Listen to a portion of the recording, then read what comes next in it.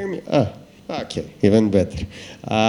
Hopefully you've enjoyed the film, and now, as already announced, we'll have Dina Jordanova, Professor Emeritus at St. Andrews University in Scotland of Film Studies, and one of the world's foremost experts of Balkan cinema, Eastern European cinema, and history and proliferation of film festivals.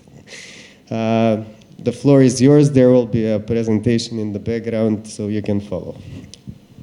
Yes, thank you very much. And I'll have to position myself in a way, first, to avoid the light, and second, I will need some slides as prompts to what I wanted to say. First of all, thank you for seeing this film. I hope you appreciated it. I suggested this film so indeed I was invited at least 2 times before to come to talk at this festival, and I was always saying that even though ironically I myself studied philosophy and I'm a doctor of philosophy formally, actually all my life I escaped from philosophy and I escaped into film, which is actually a very nice switch from kind of like, heavy theory that I was absorbed in for several years. So essentially I was not thinking that I can contribute something to this festival, because there are people who do Deleuze, who do close textual analysis, slow cinema, all colleagues who I love and who are very interesting, but my work is on different things. And one thing which I never do is I don't really usually go into very close textual analysis. For me, what is interesting is more contextual, to look at things contextually and discover messages this way. But as Victor insisted, I decided to suggest a film that was from the region. And one of the things that is of particular importance for me was to insist that we have a film largely from the Balkan region. So, of course, film that is mainly about Kurdistan is not exactly Balkan, but in a way, I believe it is Balkan in very many respects. Even when I see it again now, I am thinking of very many similarities with countries in the region, you, as people from Macedonia, perhaps you can see some similarities of things that you know about Macedonia. I am not so knowledgeable about Macedonia, but you can yourself discover this. And I'm also not an expert on Kurdistan, but obviously there are certain things that are obvious to me, and I have been interested in the topic. So I have also sent an abstract to Victor, which I reread yesterday because I sent it some weeks ago and I had to give other talks in the meantime. So I had completely forgotten what was in the abstract, maybe age-related, I don't know. So when I reread it today, I see that actually the abstract is very interesting and it lists many topics that I would ideally have liked to talk about. But I will not cover all these topics simply because it is huge. So I selected several topics that I want to look at. And these are, if I can cover this, I will be happy. So just to come back to choosing the Balkan version film, so of political cinema. So first of all, when I learned that the festival this year is about political cinema and Freedom in Free Fall. This is absolutely fantastic title. I still didn't remember, even though of course I would know, I'd be able to understand what it says in Macedonian language. But Freedom in Free Fall sounds absolutely fantastic because it is really very pertinent to the times. And obviously in 1982, when the film received the Palme d'Or at Cannes, was equally politically minded year because it shared the award with Missing by Costa Gavras, a film which is about the aftermath of the Pinochet coup in Chile, also another film which I highly recommend. But also I was quickly checking out which other films were in competition in that year, and as people who are interested in film philosophy, for example, I should say that same year there was Fitzcarraldo by Werner Herzog in competition, which didn't get an award. And there were at least several others, which from film and philosophy point of view would be absolutely eligible also for the award. It was very strong year in competition, but they chose political films, and so in that respect it is similar for the present moment. Why it is important for me to have a film that I largely define as Balkan, because very often my impression is that people who want to really immerse themselves in the study of film through some, be it through history of ideas, be it through some philosophical worldview or theory or something like that, very often, for the most part, they are familiar with Western cinema. And Western films are chosen, which are perfectly fine, but they're just a fraction of the films that we have today. That are being made in the world. And as far as I'm concerned, even though I myself was schooled in Western, like, I was absolutely specialist on German, Western things when I was still in my native country of Bulgaria, and only later in life I switched sides and I started discovering how interesting actually the Balkans are, and how many fresh and new and different ideas we can discover in the cinema of the Balkans. And of course, the cinema of Yılmaz Güney is one out of many, I underline. So Yılmaz Güney, we choose because this is really a masterpiece. It is not particularly difficult to find it. I can reference other films of his that you can see, and so on. But I myself know of many other films from this region that would be absolutely relevant to your undertaking, and I'd be really delighted if you consider including some other Balkan film next year. Because literally in every country of this region, there are films that have been made which are absolutely deserving to be regarded, to be seen, and to be discussed through the prism of film and philosophy. So there is no necessity to only limit oneself to the. Can we go to the previous one, please? The previous slide, Predishnia. Yes, just for me. Okay, let's go to the next one now. Yes. So on political cinema, I want to say a few things, and I'll have to look at my prompts. First, what I see in this film, and what I think is particularly original, and very often thinking of other films which I'd qualify as political, made in this region, the political and the personal are not strictly divided. So you see that the personal life actually in many respects is foregrounded here, but many of the things which happen to the protagonists are in fact due to politics. So kind of like, this is an important factor in these films.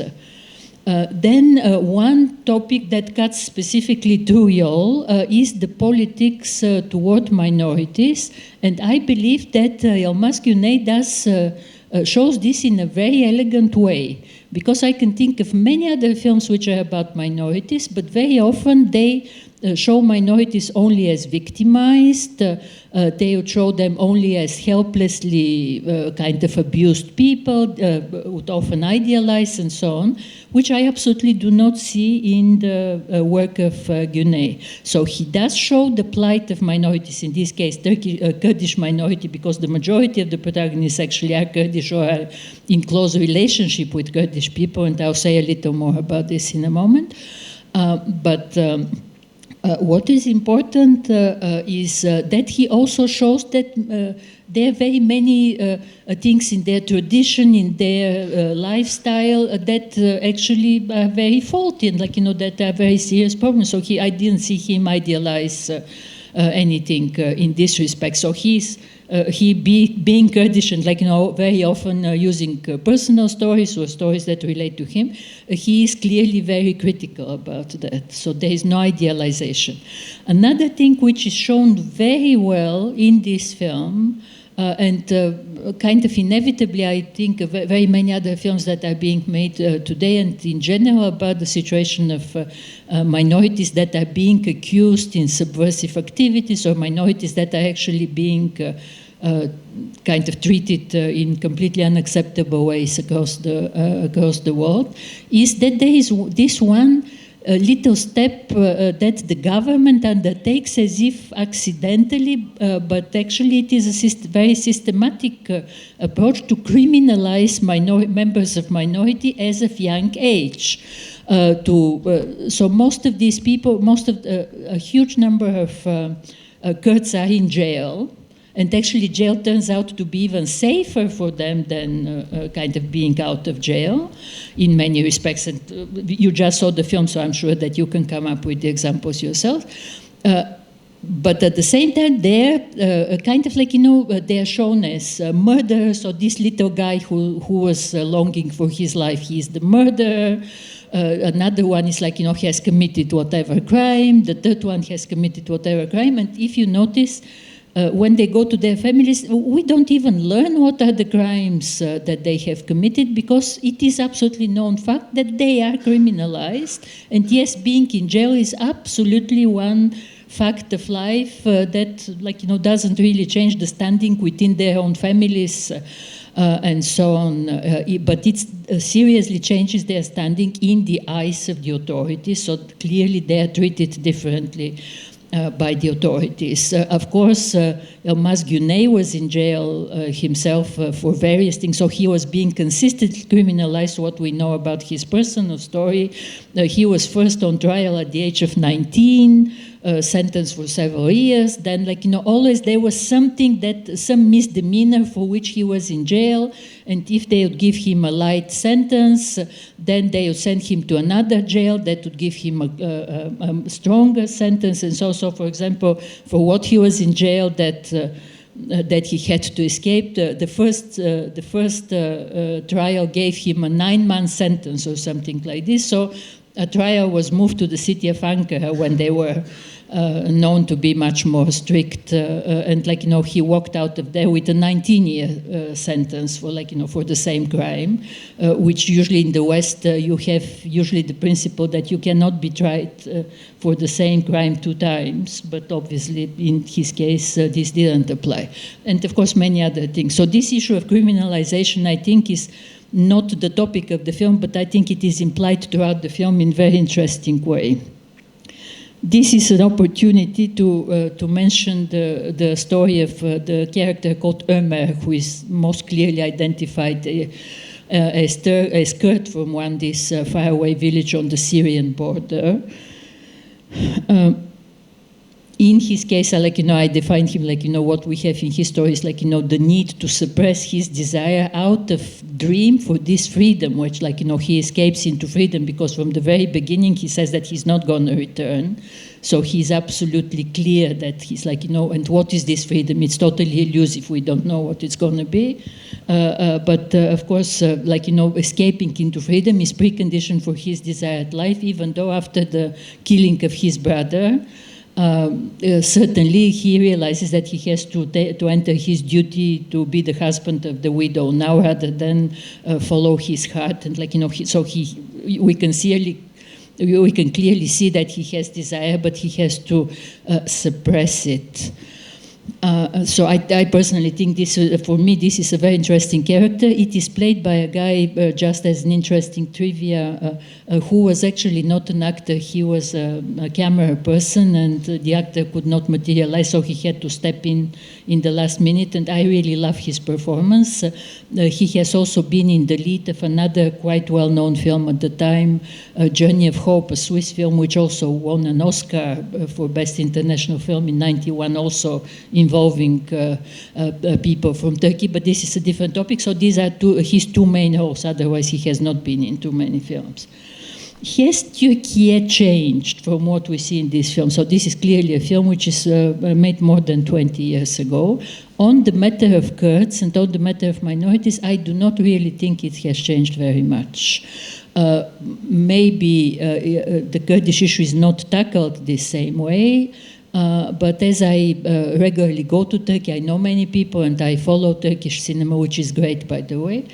I must say that routinely every year I'm learning of new and new aspects of suppression of, the Kurds can participate in election, they are elected, then 3 months later they are criminalized and they're in jail 5 months later, the people who are elected to be Kurdish deputies. This happened a few years ago.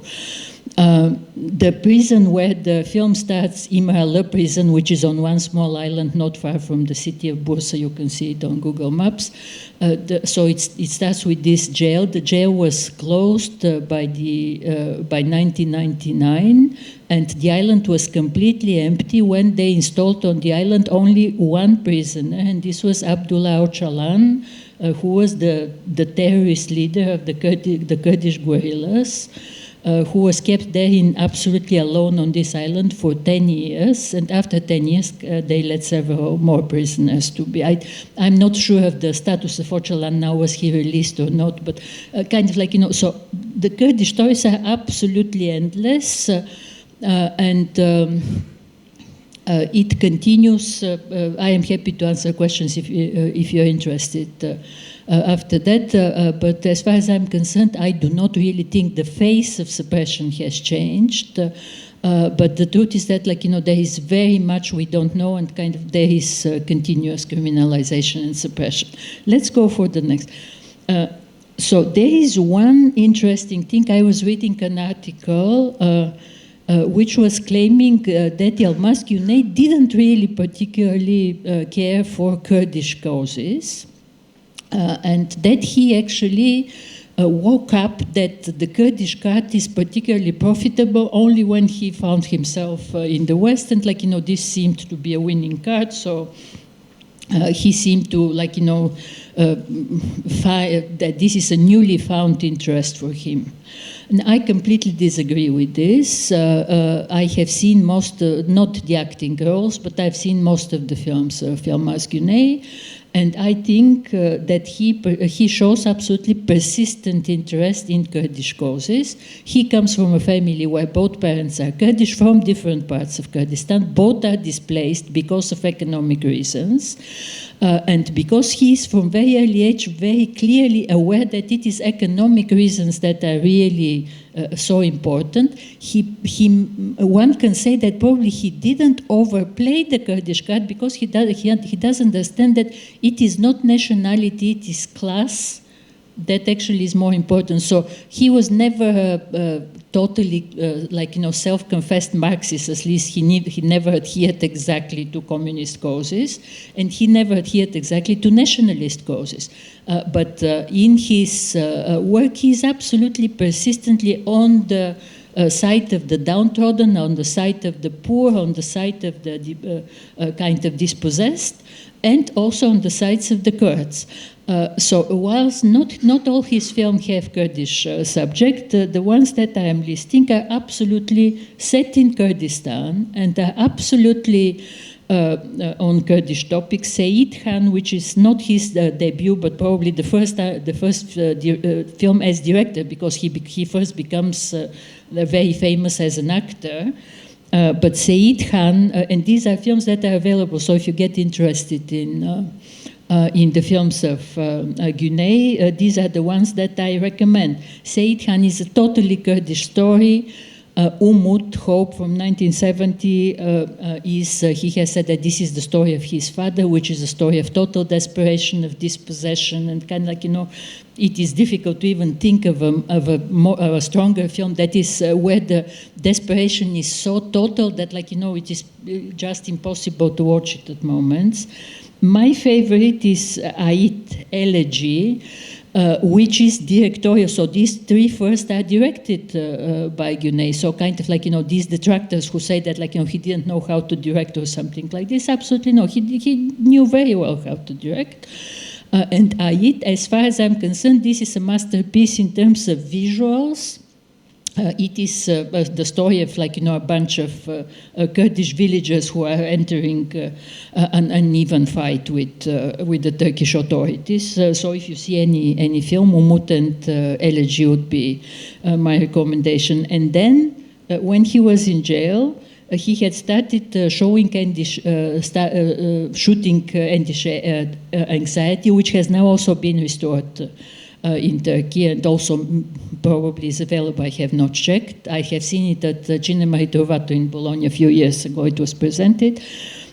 This was kind of directed by proxy Sharif Gören, who stepped in, who was first his assistant director, then he stepped in to direct the film. This is about agricultural worker Kurds who have gone to another area, whole family, where they pick cotton, but with the little detail that the price of cotton picking for that year is not yet set. So, and they know that every year it is going down, they're paid less and less and less, and they fear, this is what causes the anxiety, they fear that this year they'll be paid so little that actually this whole work is completely in vain. And this is one, only around this story. It is a purely economic film, deeply political. So it is about one family of seasonal workers, but in fact it is a deeply political indictment of the situation of Kurdish families. And Sürü, The Hurt, which is the first film that seems to have broken through, and many people internationally have seen, again, Güney was in jail, so this is directed by Zeki Ökten, who is another director who worked as proxy director on two of his films. And Güney has said that this is a story of his mother, who comes from a shepherd's family from the mountains, and again, another journey of desperation down to the city, where, of course, all the, whatever little fortune the family has in this hurt gets completely dissipated. Let's go to the next slide. And what I wanted to say, a few things about Kurdistan here. So look at the one on the, what is this, right? For us in the Balkans, what I have noticed over the years, that now we all know that Balkans were part of the Ottoman Empire. And so for us in the Balkans, we know how our countries, each one of our countries, has been wronged during the dissolution of the Ottoman Empire, which lasts from end of 19th century up to at least 1920s. We know of a number of fratricidal wars. We know of a number of crazy wars that our people have participated, one against another, and which still give repercussion to situation today in the region. The region is balkanized, but we know that it all leads back to the dissolution of the Ottoman Empire. And also theoretically, we know that the Ottoman Empire was a very big empire, but we somehow always think that it was only our corner of the Ottoman Empire that was affected by this dissolution. But what I have realized in recent years, that not only our corner, actually all corners of the Ottoman Empire were absolutely wronged, mainly wronged by Western powers who participated at the end of World War II in the so-called Paris Conference in 1920, where each one of us have heard the stories, how the maps of our countries were being drawn over with a pencil, how border has crossed through the middle of villages, how territories completely disregarding ethnic and other loyalties have been thrown out, and various colonial interests have been privileged over our own interests, how the leaders of our countries have been silenced or not allowed to participate or something like this. It was exactly the same with the other corners of the Ottoman Empire. And one of the very curious things which happened is that the documents of Severus in 1920 actually make provision for quite a big Kurdish territory as an independent country. So on paper, so what you see here as a green, as the dark green, perhaps I think this was the territory which was promised to be independent Kurdistan. To whom exactly, I don't know, I have not gone in such detail. But you see that this is significantly smaller than what you see on this map. So nationalistic-minded Kurds, and you wouldn't be surprised to hear that there are plenty of nationalistic-minded Kurds, of course, actually like this other bigger map, which takes about half of Turkey, it takes a significant portion of Armenia, takes a significant portion of Iran and Iraq, and it goes down to the place where we have Kuwait, and not very far from there, even the famous Strait of Hormuz. Like, it's not on their map, but it's kind of like, their ambitions are so big. So I have heard, I have not seen it myself, but I have heard and read that in many Kurdish homes, you can see this map displayed on the wall in the house. And kind of like, because you still have, Kurdish guerrillas, you have plenty of resistance and so on, and you have still plenty of criminalized young people in places like Diyarbakir or other cities in Turkey, which really believe in this dream for great Kurdistan, which has never materialized. But at the same time, if we go into details, Armenia, which is not marked here, but Armenia was also promised a very large territory, about 3-4 times bigger than what Armenia is today. And this territory was into what is today Turkish territory. So kind of like, we have, I'm not going to go into this, but we have the Armenian genocide, which the Turks are not recognizing, and so Armenians clearly have a different plight. The Black Sea territory and the Aegean Sea territory of Turkey was all promised to the Greeks. It was not given to them, but Greek occupying forces were allowed to be stationed there. And of course, the rest of the territory of present-day Turkey was divided between Britain, France, and Italy.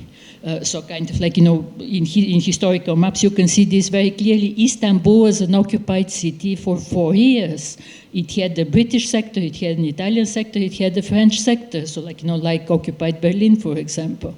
And this is why, for example, and this is why we have the Turkish War of Independence led by Atatürk, who is their national hero, who actually led the war, beat the Greeks, beat the Armenians, beat the Kurds, and managed to establish the territory which Turkey has today.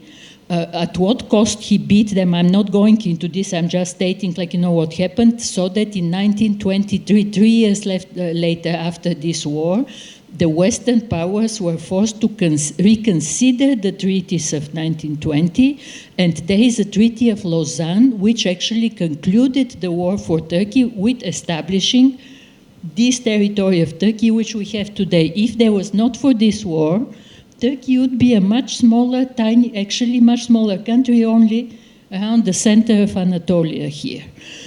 So I don't work for the Turkish government. I cannot say what was right and wrong, and many people were wronged. And of course, because I come from Bulgaria, of course, Bulgaria always has great sympathy to what happened in Smyrna, today's Izmir.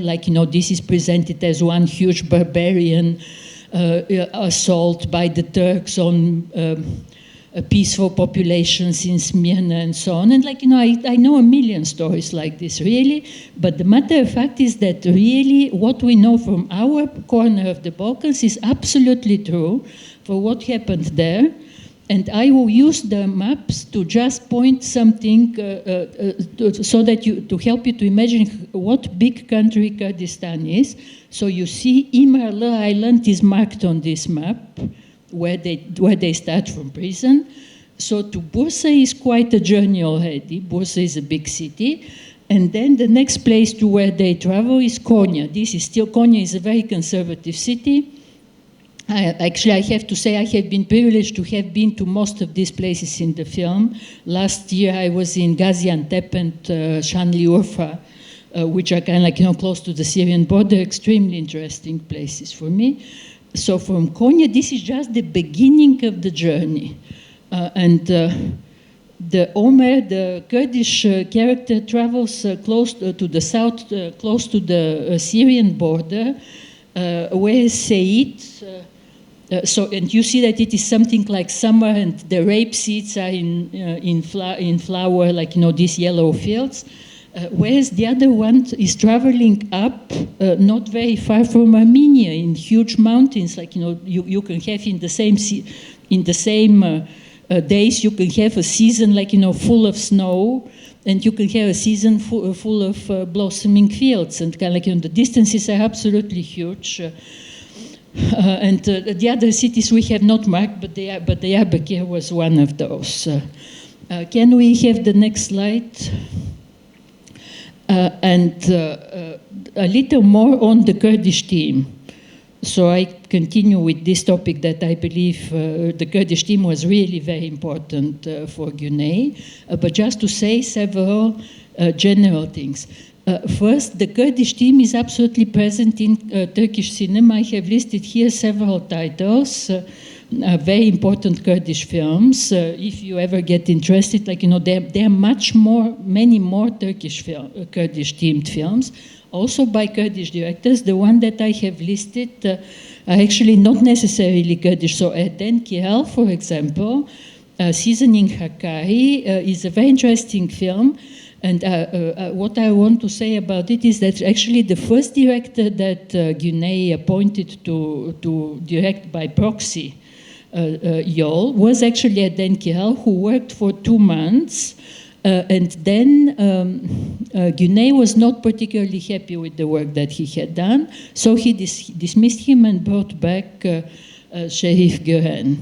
And Erden Kiral was not particularly happy, so he went and he made his own version of Kurdish film, which is also set in mountains, in high snow and so on. So a similar region, Hakkari, which is similar to the region that we see Seyit going to. Yeşim Ustaoğlu, the only female director here, has made this absolutely famous film, Journey to the Sun, which was banned at its time in Turkey. And I must say that she is Turkish from Trabzon on the Black Sea, and a few years later she made a film about the plight of the Greek minorities, which were also expelled from Turkey, like the Kurds are suppressed. So what we can see in some of these directors, they are Turkish by ethnicity, so they're not presenting the plight of their own people, but they care for the fact that Turkey has actually suppressed quite a few minorities, such as the Armenians, such as the Kurds, such as the Greeks, the Jews, and so on. So they actually feel that this is a very important topic that has to be resurrected, and Yeşim Ustaoğlu is one of them. And so is Emin Alper, who is very active at the moment. He just received for Salvation an award at the Berlin Film Festival this year. And his early film, Frenzy, is one of the important recent Kurdish films. But these are just a few titles. It is a much longer list, of course. And, of course, we have a playad of Kurdish directors who work in Turkey, a separate topic that I'm not going to cover. So I think I said already some of these. I covered some of the things that I have marked here. The promise of Kurdistan was about the map. The variety of Kurdish territories, it's shown like, kind of these are completely seemingly different regions, but actually this is this whole very big country. From, I forget to bring in kind of like, film studies and how we approach things in film, but this is one opportunity. So in this instance, if we're talking about the Kurds, it's very important to recognize that this is what we call paranational cinema. So there is no such country as Kurdistan. Officially, there is no such country. But there is Kurdish cinema. And this, in such cases, we usually say that this is a paranational cinema. And the question is, do we only regard as part of Kurdish cinema the films made by ethnic Kurds? Not necessarily, in my opinion. Do we include films that are made on the Kurdish topic by others within the same country? I believe it is worth including them.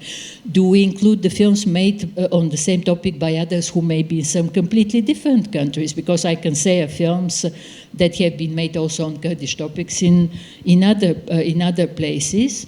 So this is what usually the paranational approach to cinema is looking at, and kind of like, I live in Scotland, so Scottish cinema is one. Within Scotland we have, because Scotland of course officially is part of the UK, even though it's like, and I lived more than 20 years in Scotland, so I can tell you it's a very different country. Within Scotland we have Gaelic cinema in Gaelic language, which is very small, but it is like like another paranational cinema. In Canada, we have Quebecois cinema, and these are all issues of. And I am at the moment working on Soviet cinema, actually, where I'm watching films not only from Georgia, Armenia, and Azerbaijan in the Caucasus, but also that there are about 20 autonomous tiny regions and countries in the Caucasus as Dagestan, Ossetia, Ingushetia, Adjaiya, Digeya, and more than 20, which each one of those that never had any sort of national status, they have cinema of their own. So this is a huge topic, and transnational cinema, of course. We have a playad of Kurdish film festivals. The biggest one is in Paris, which is run by the Kurdish Institute, with which Güney was himself involved for a short time when he lived in Paris. But we have more than 20, as another aspect of my work is on film festivals. Already 10 years ago, we created a list which showed that there are more than 20 Kurdish film festivals around the world. By comparison, as I have written a piece on the recent Berlinale in Senses of Cinema, if you're interested, check out this new piece. I was checking. By comparison, this year we have 141 Jewish film festivals around the world, which is another example of similar kind of transnational type of festivals.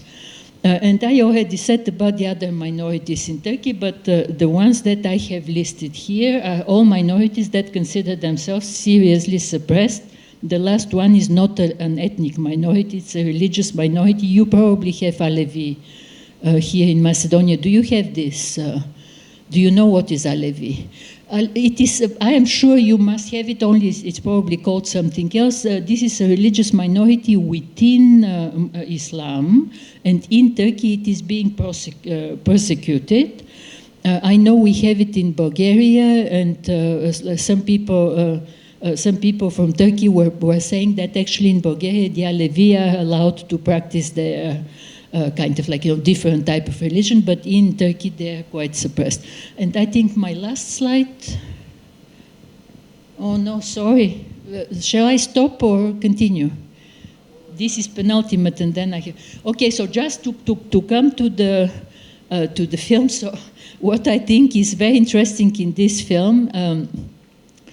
I wrote something. So first I want to start if I knew that Yılmaz Güney was a wife beater. This is what happened. I wrote something on Facebook that I'm watching the film and I'm preparing to talk about it. And one of my friends in Istanbul, she's a professor of art history. This is what she said. Do you know he was a wife beater? And probably he was. So I said I didn't know, but I cannot say that I was hugely surprised. And then in this context, from this remark, I actually learned from other friends of mine in Istanbul that some of the new scholars, especially feminist scholars on Turkish cinema, they do not include Yılmaz Güney in their courses because he was a wife beater, and they consider that he was misogynistic and so on. And then actually it turns out that they do not include the majority of very important Turkish directors to such an extent that in some cases it has become really problematic because very few people have been left on the roster of approved. So, they cannot even have a whole course on Turkish cinema because only 3 or 4 people are approved, and everybody are dismissed because they do not fit the feminist agenda. So this is something to be discussed. I'm not going to discuss it here, but it all started with this question. And going to this... to these 2 characters, I think so. To come back to what I was saying, that in the Balkans we have actually a plurality of issues which are simply not present in other cinematic traditions. And let's say they are not present in Western cinema simply because Western society is organized in a different way. But they are present in the films here. And here in these 2 characters, you have 2 people who are in jail, so they are subject to, they have misbehaved in society and they are put in jail. But in fact, they both realize that facing the judge, court of their own families is is a much bigger ordeal for them, and it shows a society which I think, I don't know exactly about Macedonia but about Bulgaria, I can think of many examples where people have this in their lives, where it is not what society will judge you, that your own family is actually terrorizing you and imposing on you much stricter demands. Morally, this is much more important. So as far as I'm concerned, this is very deep philosophical issue. And in Said, we have it in the court of the wife's family. It is the wife's family that, so it is not his business, it's not a business between him and his wife, what has happened and what she has done. It is already the family of the wife has decided that she does not deserve to live anymore, that it is a matter of, that she must be killed in an honor killing, and also he is charged with being the executioner of their sentence. So essentially, he tries to say, let God decide what to happen. But of course, it is already pre-decided. So he is forced to, he probably loves her, he is probably ready to forgive her. But his feelings he cannot trust his feelings. He must say, he must do what the family expects him to him. So he is a tragic hero deprived of heroism. So he is a tragic hero in this sense that it is clear that his moves, he does not have freedom of movement. Clearly he will have to go to this predetermined fate. And he has, but at the same time, he's not heroic because he succumbs to, lets himself to be guided by these other people. And this, the guy who I thought to discuss first, but it so happened second, is this Mehmet, who I think is a very interesting character because, this scene on them and the two of them on the train sharing to one another things which are so shameful to admit, when Said shows the letter and says, look, only read these 3 lines here. Which tell, you cannot read the whole letter, read these 3 lines, this is what is expected, I have to face. Then this other guy says, I have to face the court of my family, of my wife's family, who says that, I have abandoned the brother, and this is why I am not deserving, and so on. And and he manages to actually confront the family. He admits his fault, which requires absolutely enormous moral power, really, to say, yes, I escaped, I left him die, he probably wouldn't die without me. He's not forgiven, his wife obviously forgives him, but still there is this young boy who is probably the son of the deceased or something like this, who, has to, so the judgment, in this case, we do not have a civilized society, let's say, where a court will judge the crime, and then the court will postulate that this the punishment is enforced somewhere else. Here you have the judgment and the enforcement are all concentrated in this little boy, for example, who judges him, you left my father to die, and this is why I personally will have to chase you and kill you. So I don't think we see this in films from the West, but we do see it in films like this one, and this is where I see the value of these films to discuss these things. So I think that he was a very interesting character who was facing himself and who managed to be truthful and to face the consequences. So this is my commentary on these characters, and the last slide now, I think. Yes. And just very briefly, because I think there is plenty to discuss about Yol, but there is a lot of para topics, and one of the big topics is authorship matters. So many people I see constantly commenting, is Yılmaz Güney actually so important? Especially as he was not physically present during the making of this film, and so on. So as I approach him, including his other films, and also as you probably will see in the documentary that follows, because I saw several documentaries, I don't remember in which documentary there was, very often people say that, actresses especially, they say, okay, so where is your script? And he was saying in earlier, oh, the script is in my head. He never really had a script in many cases, only later he started, when he was in jail specifically, he started writing scripts, and in general, again, in traditional forms of filmmaking, but Turkish cinema, especially Yeşilçam tradition from which he came as an actor, this kind of popular cinema of Turkey, this is completely nothing like the way films are being made in the West. So the division of labor is kind of like everybody has 10 functions and switches from function to function and so on. So for many years in film studies, this is one huge topic and many books have been written, we have the debate, is there one director? Is the director the author of the film? Isn't the film a collective work?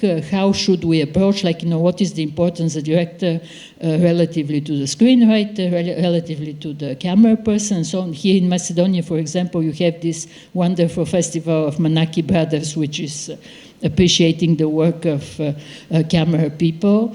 I think this is absolutely fantastic because, when you go to this festival, you can see what is the contribution and authorism of the camera person.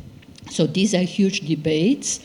And then, of course, who will get credits and who will get rewards, because, of course, if somebody will be the credit is one part of the story, but what kind of rewards follow from being in the credits? This is another big topic. In film festival studies, we often discuss what is the standing of auteurs and festivals. So Cannes just finished. Cannes is one absolutely typically auteuristic festival where the author is absolutely in veneration. We have Zvyagintsyn, you have a club of people who are admitted to the kind of circle of auteurs, and Cannes only works with auteurs. It worked like this 40 years ago, it works like this today. There is absolutely no change. And very often the award goes for somebody because he's already a tested author who has remained underappreciated or something like this. And frankly, I still have not seen the films that won, but I have the feeling that something like this happened this year again. So Cannes is one of these festivals, but we have other festivals that do not think this way, so they are much more open to other new approaches and other new figures. Another very important thing is that very often, and even though Turkish cinema is actually a very big cinema, and Turkey makes more than 150 films every year at the moment, and also in the past they have very many films, still the rule applies that when it comes to international prominence, usually only one author is famous per country. So if I think of former Yugoslavia, can you guess who is the one that was known internationally? Kusturica later, before that it was Makavejev. So no more than this. So people know that there is Makavejev and there are some others. So if you select somebody of these guys, I would recommend Živojin Pavlović, for example, is, as far as I'm concerned, very serious philosophical director. From Macedonia, who is the one author? I didn't hear. Yes, so clearly it is Milcho Manchevski. Now, for example, in recent years, you have Teona Mitevska, who has won many more awards, as far as I'm concerned, but she's not the one author, and these kind of examples. So unfortunately, this is something that merits discussion. And the last one, I don't know why it's yellow, I didn't really think it was so hugely interesting, but also thinking of credits, for example, one thing which I was reading was about the contribution of Kerim Puldi, who here in the last credits was listed toward the end as production manager in Turkey.